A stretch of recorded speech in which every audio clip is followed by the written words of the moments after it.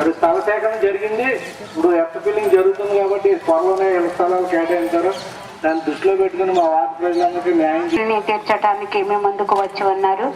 ఒక్కొక్క సమస్య మేము ముందు పెడితే ఒక్కొక్కటి తీరుస్తారు.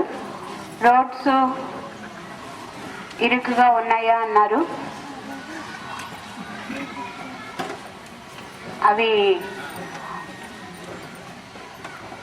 అదేమి చేయలేని పరిస్థితులు. ఇవన్నీ సాల్వ్ చేయడానికి ప్రజాప్రతినిధులు మేము ముందుకు వచ్చారు. దీనికి మన ప్రియతమ దివంగత రాజశేఖర రెడ్డి గారు ప్రజల వద్దకు పాలన అని ఉన్నారు. అధికారులందరికీ, అలాగే పోలీస్ డిపార్ట్మెంట్ వారికి, పత్రికా విలేకరులకి, ముఖ్యంగా ఈ వార్డు ప్రజలు వచ్చారు. మీ అందరికీ కూడా హృదయపూర్వక నమస్కారాలు.